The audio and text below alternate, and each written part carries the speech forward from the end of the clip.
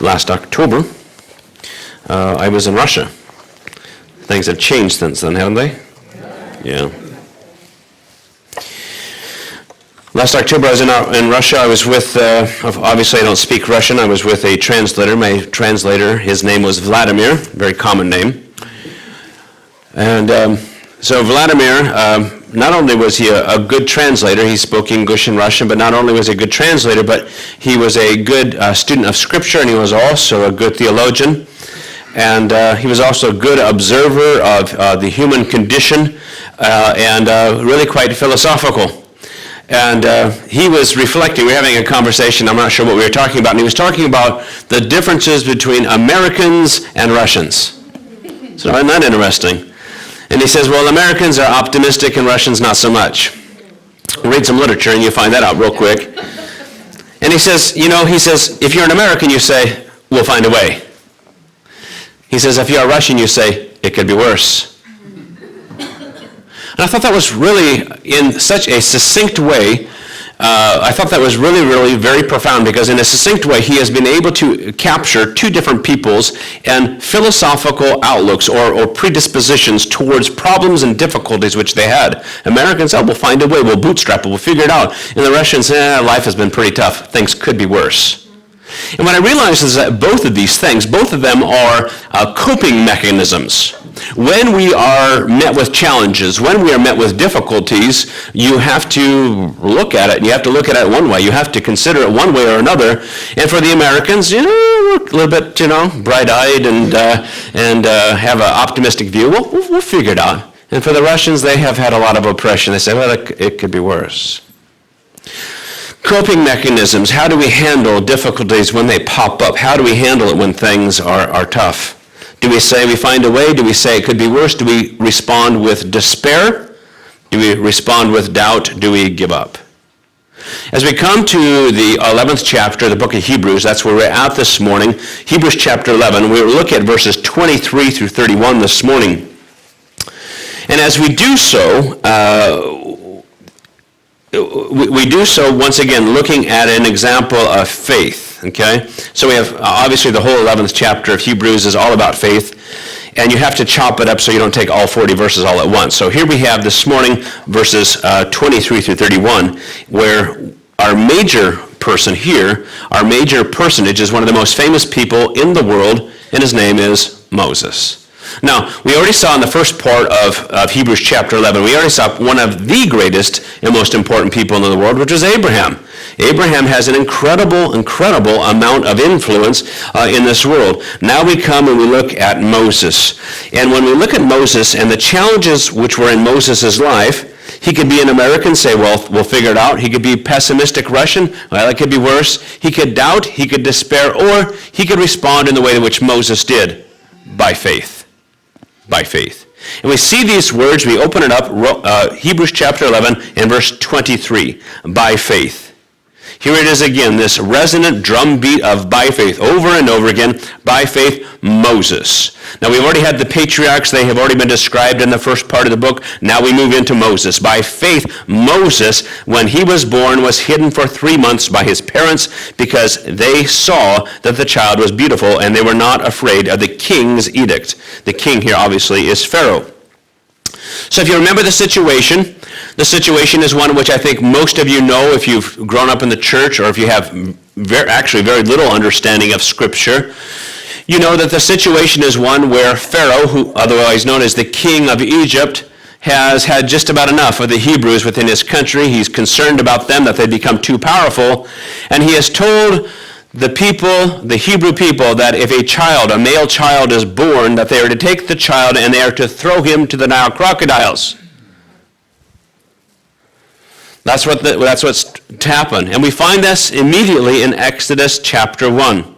The girls could survive, but the boys would be thrown into the river. Let them drown, let the crocodiles eat. In the situation when you have something like this, there is no good side. Is there a much worse side, by the way? Being told that you have to throw your own child into the river? How do you respond to it? Doubt, despair? I don't know. Kill your child. That's a pretty awful situation. As we look at verse 23, what we see here, technically what we have here is not the faith of Moses, but the faith of Moses' parents. Isn't this interesting? Okay? And what does it say about Moses' parents? By faith, Moses, when he was born, was hidden for 3 months by his parents. Why? Because they saw that the child was beautiful. I think that's an interesting line. What parent doesn't think that their child is beautiful? Right? Has an ugly baby ever been born? Not if you ask the parent. Not if you ask the parent, okay? You'd never go to the hospital and say, oh, what an ugly baby. You'd never, ever, ever do that. Even if it were true, you would never do this. By faith, Moses, when he was born, was hidden for 3 months by his parents because they saw that the child was beautiful. Now, I think what they look at is they think, you know what, this child here, this bright-eyed, beautiful child here, no way has the God of heavens and earth, has he had this child born so that he might be thrown to the crocodiles. That doesn't make any sense. God must have a purpose for this child. We're hanging on to this one. Right? That's what they've done. And they hide the child for 3 months. And we are told here that they are not afraid, which I think that's a bit strange too. They were not afraid of the king's edict. Okay?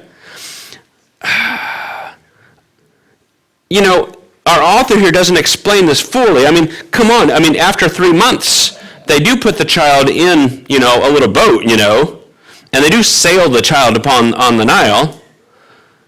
I mean, if they weren't afraid, why didn't they keep the child in their home and say, well, that's, tough noogies, Pharaoh, right? But they do put him on there. It's their faith. Their faith, they're holding the child until he's old enough. I think they must have in their mind that perhaps the child will be picked up. That's the only thing I can come up with. But our author isn't overly concerned about those particular details. He just wants us to understand that these people had faith.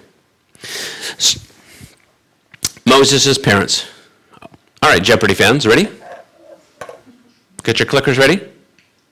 Thank you. See, Emily's right on it. I appreciate that. Thank you, Emily. What were the names of Moses' parents? Oh, nice. Very nice. Okay, give that. Okay, very nice. Double Jeopardy. Very nice. Okay. Did most of you know that? Most of you did not know that, but we have at least one scholar in the crowd, and I appreciate that. Most people don't remember the names of Moses' parents, okay? They don't. These are relatively anonymous people. I don't know anybody who names their child, by the way, after Moses' parents. Do they? Oh, here's little Jochebed, here's little Amram. And never name your child any of those names, by the way, because they'll be teased incessantly. It's a terrible names, okay? But here they are, these relatively anonymous people, yet, here they are pointed out as people who have faith, as people who are trusting God, as people who understand that God has a reason for their son. These are people who will put their son upon the Nile, trusting that God will take care of that child somehow. And God does. And God does. God takes care of that child somehow. And the child is picked up by Pharaoh's daughter, and the child is raised in Pharaoh's household, and the mother is brought in to be the wet nurse and also to be the instructor of Moses. Interestingly enough, it is the faith of the parents. It is the faith of the parents, relatively anonymous parents, which is brought out here, and it is their faith which helps instruct Moses' faith. Does it not? These relatively anonymous people are essential for the development of who Moses is.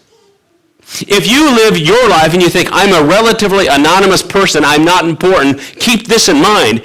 The people that you influence may have a great effect, and God is using you as a small cog in their life. You might not be the big deal, but the person that you're influencing might be. And we need to be okay being a small cog in this world, quite frankly. God has not called us to be a big deal. God has called us to be faithful. And Moses' folks are.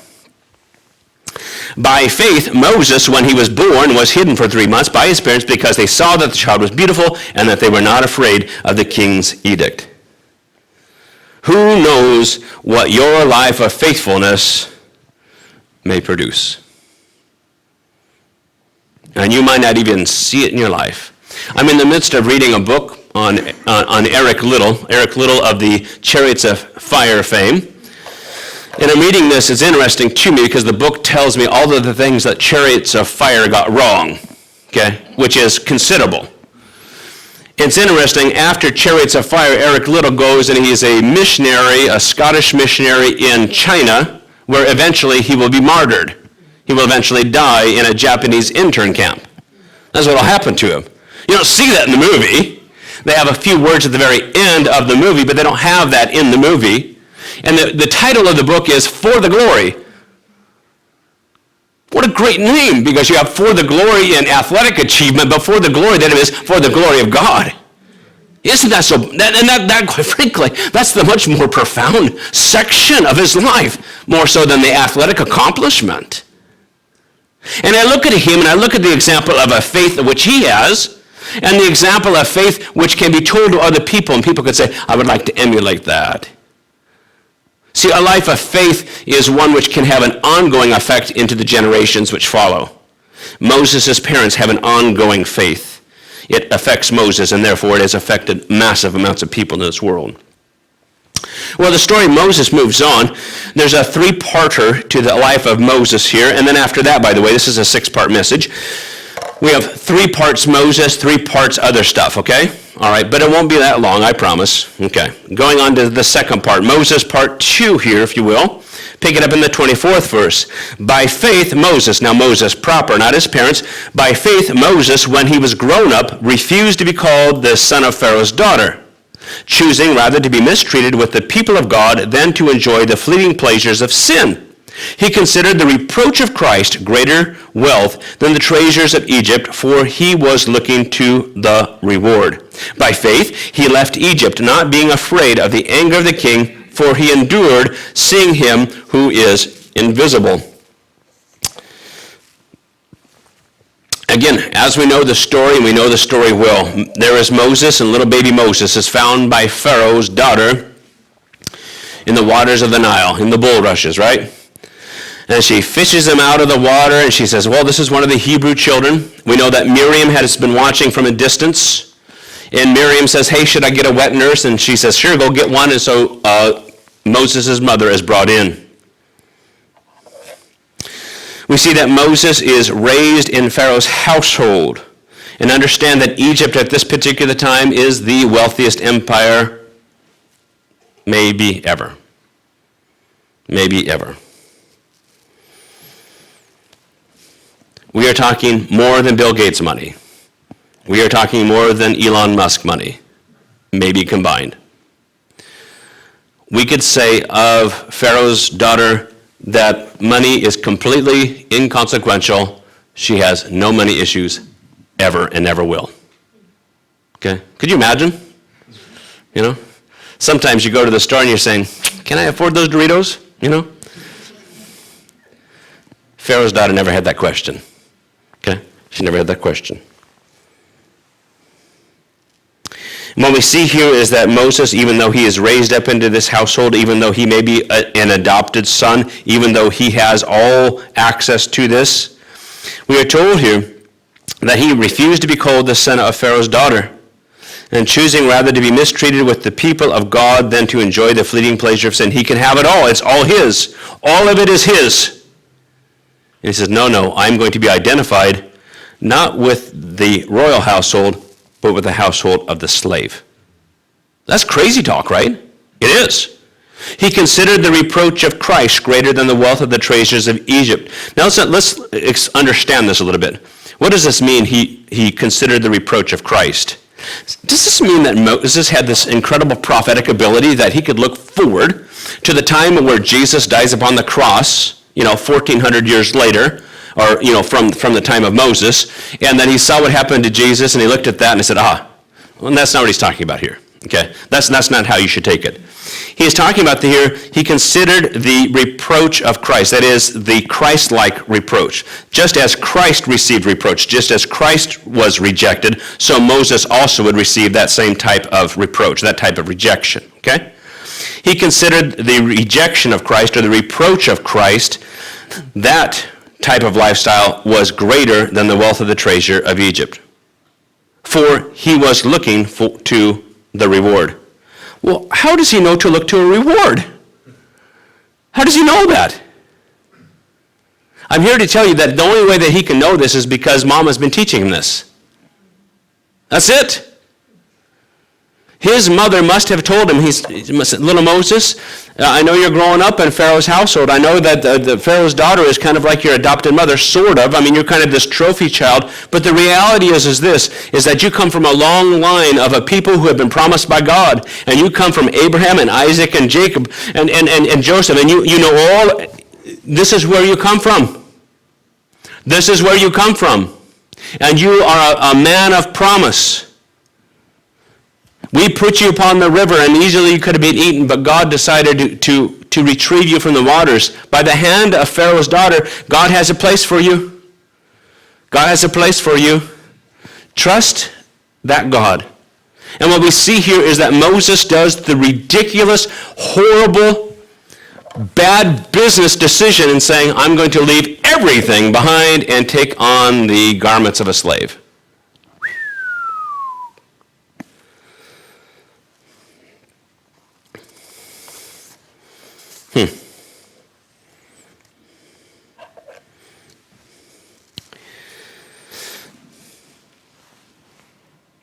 We see in the book of Exodus that Moses will eventually walk out there and says, you know what, I see that some of my fellow Hebrews are being abused. I'm going to stand up for them against the Egyptians.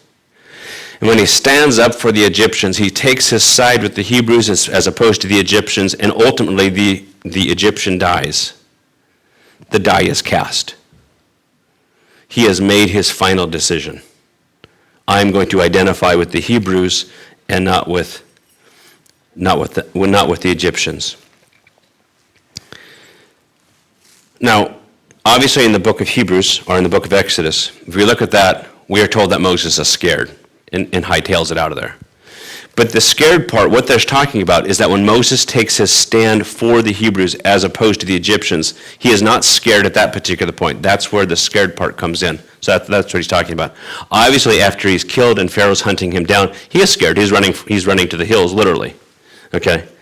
But here we have it. We have Moses, and he is saying, you know what? I'm looking towards a reward. I'm looking for what God has promised to Abraham, Isaac, and Jacob. Not being afraid of the anger of the king, for he endured as seeing him who is invisible. There is a God out there who is the God of the heavens and the earth, and it's not this polytheistic nonsense in Egypt. There is a God that I can know.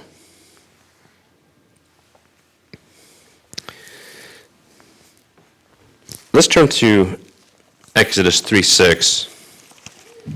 In Exodus chapter 3 and verse 6, it is the call of Moses at the burning bush. We'll pick it up in verse 5. I'll pick up in verse 4. When the Lord saw that he turned aside to see, Moses sees the burning bush, right?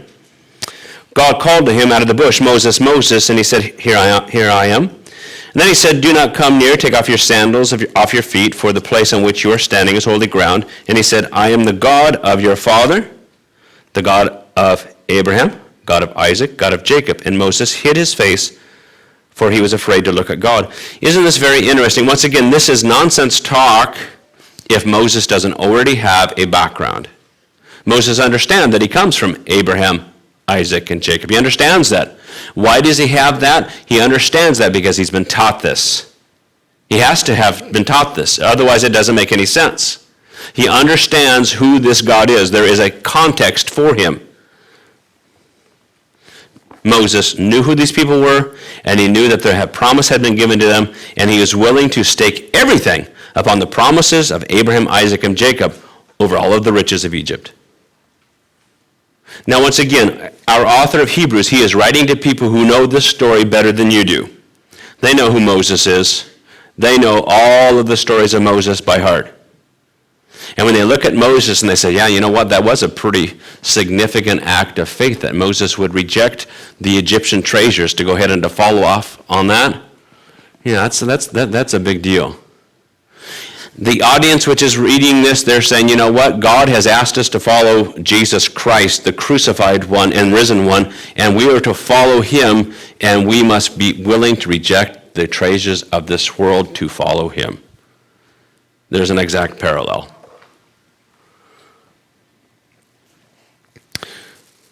Well, he continues on in verse 28. By faith, this is the third part on Moses. By faith he kept the Passover and sprinkled the blood so that the destroyer of the firstborn may not touch him.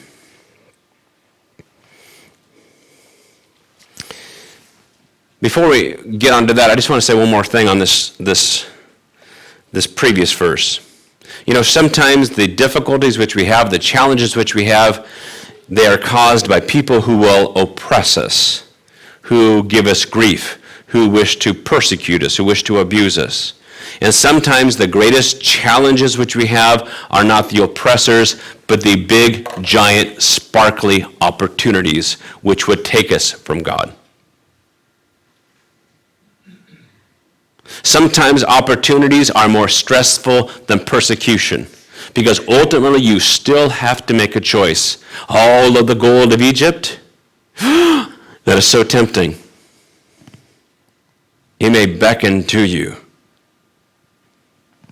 There's lots of treasures in this world which people will give up Jesus for other treasures. Well, Pastor, I know my new boyfriend is an atheist, but he's awfully cute. No, let that treasure go. Okay? Let that treasure go. The decision to leave Egypt is massive. Limitless money. You got to let it go. He then moves into the third part on Moses. He says, by faith. By faith he kept the Passover and sprinkled the blood so that the destroyer of the firstborn might not touch them. I'm interested in, once again, the author here, and I mean, he's spelled a lot of things out, but on this one here, he's very brief. I mean, there's 10 plagues in Egypt, is there not? He picks out the last one, that's it. He doesn't talk about the burning bush, and now he only talks about the 10th plague. By faith he kept the Passover and sprinkled the blood. By the way, by faith, how is that an act of faith? You know, you kill some sheep, and put some blood on the doorway, and it's already done, right? God's going to come and he's going to wipe some people out, and that's fine, right? As I was thinking about this, as I was contemplating this, I realized, you know why this is by faith? Number one, you're believing God. Number two, you're doing it. But number three, that there's consequences if you're wrong. Because if you went to the most powerful person in the world and you pointed at him and said, you let my people go, or God is going to strike down the firstborn out of your household and everybody else's house, and you are all dead. And if you do that one day, and the next day you can go out and say, okay, now the way that you don't get wiped out is you put blood all over your door and on the sides of the door and over the door. Guess what that makes you if you're wrong? Every household is a marked household. If I'm Pharaoh the day afterwards and my son is still living, I think back and say, you know what, that Moses' God is a fake. This has all been a long con, and I know who to hunt down. It's every single household which has blood on its doorways, and I'm killing them all. Isn't that what you do? That's what I would do.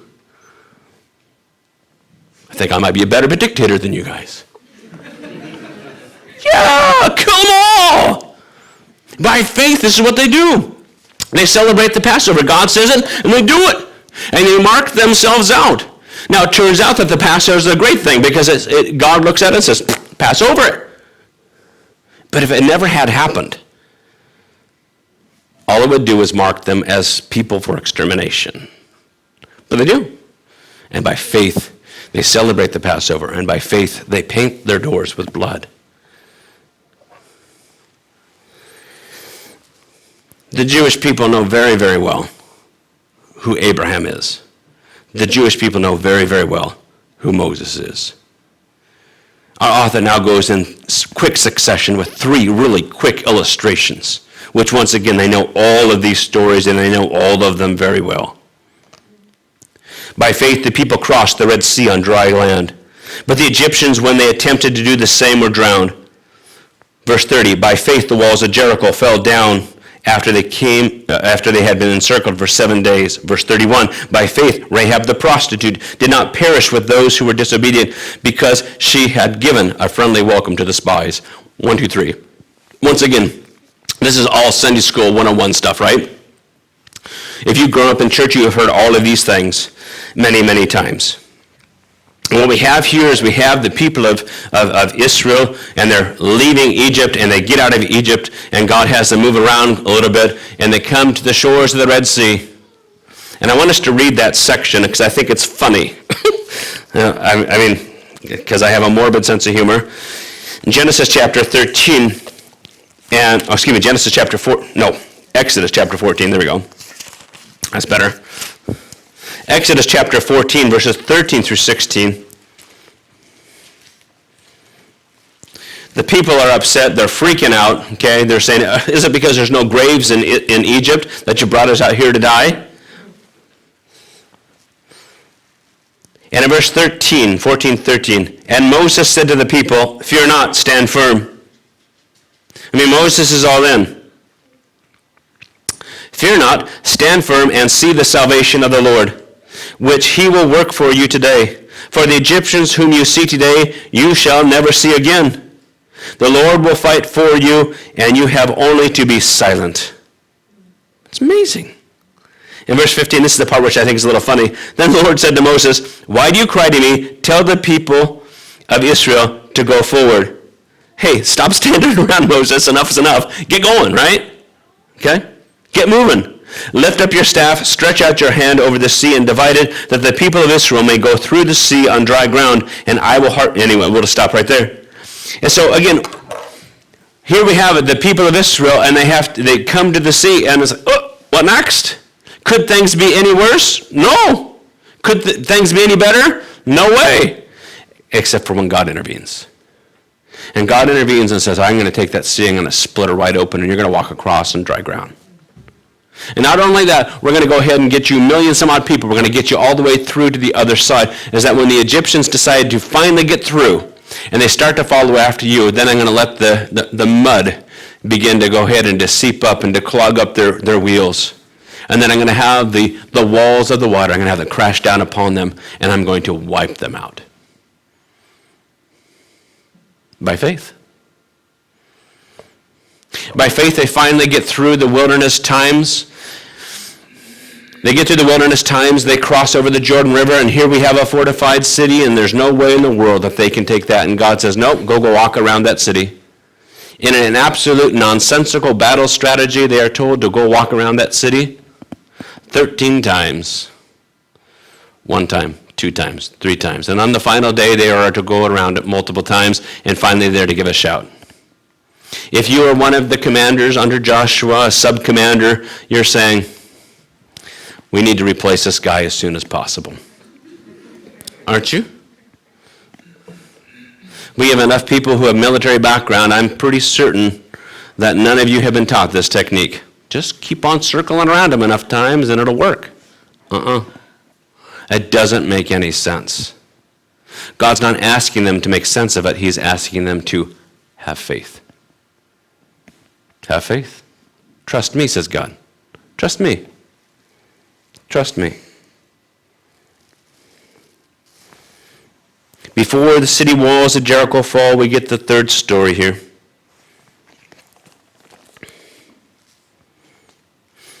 By faith, Rahab the prostitute did not perish with those who were disobedient because she had given a friendly welcome to the spies.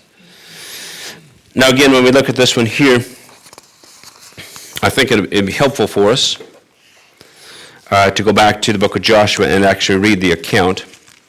But as you're turning there, in Joshua chapter 2, by the way, as you're turning there, this is a woman who is safe. She's on the wall. There's no way that this massive crowd of people, they have no war machines. There's no way that they can take a massive city. It's not going to happen. But there she is. But I want you to look at the faith of Rahab. It's the surprising faith of Rahab. In Joshua chapter 2, verses 8 through 11. She's got the men, they've gone upstairs upon the flat roof. She's hidden them underneath a bunch of flax. And in verse 8 it says, before the men lay down, she came up upon the roof and said to the men, I know that the Lord has given you the land, and that the fear of you has fallen upon us, that all the inhabitants of the land melt away before you. For we have heard how the Lord dried up the waters of the Red Sea before you when you came up out of Egypt, and what you did to the 2 kings of the Amorites that were beyond the Jordan, to Sihon and Og, whom you devoted to destruction. And as soon as we had heard it, our hearts melted, and there was no spirit left in any man because of you. For the Lord your God, he is God in the heavens and upon the earth beneath. Well, that's an incredible confession, is it not? This is a pagan prostitute. I believe that Rahab was probably a temple prostitute, by the way, because we know later on that she brings in her father and brothers, which means she's not somebody who's just making money because, she has the protection of males. It seems strange that she would be doing this because she was destitute. I think she is probably a woman who is doing this as part of a religious practice even. But now we have this woman who understands, because of the testimony that she has heard around, that this is the true God of heaven, and she believes. If she's wrong, what does she get? Death. They'll take her out of the window that's on the wall. They'll throw her right out that window. She's dead. But she believes. We find Rahab later on, by the way. We'll find her in the lineage of Christ. An astounding thing. The audience which is reading the book of Hebrews knows all of these stories. They know them very well. You know them very well. But all of these stories are examples of faith.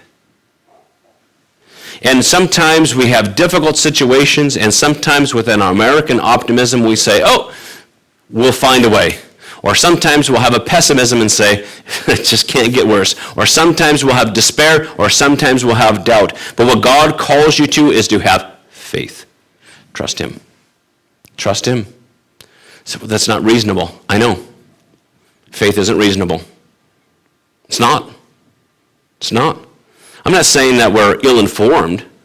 I'm just saying that we have to trust our God and wait upon him. I wanted to finish up today with a reading of probably my favorite psalm.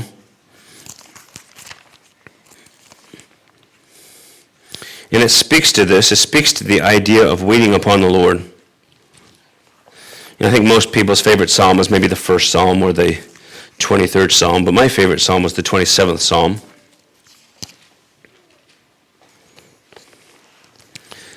The Lord is my light and my salvation. Whom shall I fear? The Lord is the stronghold of my life. Of whom shall I be afraid? When evildoers assail me to eat up my flesh, my adversaries and foes, it is they who stumble and fall. Though an army encamp against me, my heart shall not fear. Though war arise against me, yet I will be confident. One thing I've asked of the Lord, that will I seek after, that I may dwell in the house of the Lord all the days of my life, to gaze upon the beauty of the Lord and to inquire in his temple. For he will hide me in his shelter in the day of trouble. He will conceal me under the cover of his tent. He will lift me high upon a rock. And now my head shall be lifted above my enemies all around me, and I will offer in his tent sacrifices with shouts of joy. I will sing and make melody to the Lord. Hear, O Lord, when I cry aloud. Be gracious to me and answer me. You have said, seek my face. My heart says to you, your face, Lord, do I seek. Hide not your face from me. Turn not your servant away in anger. O you who have been my help, cast me not off. Forsake me not, O God of my salvation. For my mother and father have forsaken me, but the Lord will take me in. Teach me your way, O Lord, and put me on a level path because of my enemies. Give me not up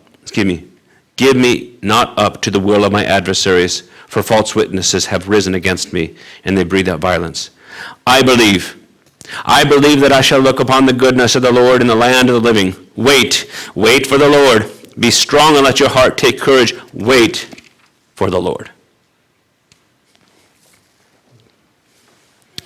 These people who are going through persecution, who are going through great difficulty, who have been warned over and over again, do not give up, do not give up, do not give up, do not give up. He has talked about Jesus Christ, who is greater than Moses, Jesus Christ, who is greater than the temple, Jesus Christ, who is greater than the law, Jesus Christ, who is greater than the patriarchs. And finally, he comes to the 11th chapter and says, here's some examples of faith. Faith. Have faith like them. Your temptation is to go back into the Jewish legalistic system, but the people who were part of the Jewish legalistic system had faith. Emulate that, not the system. Follow Jesus. He is the one which God has provided for you. Wait upon the Lord. Trust in him. Don't be overly pessimistic. Don't be overly optimistic. Trust in the Lord. Amen? Amen. Amen.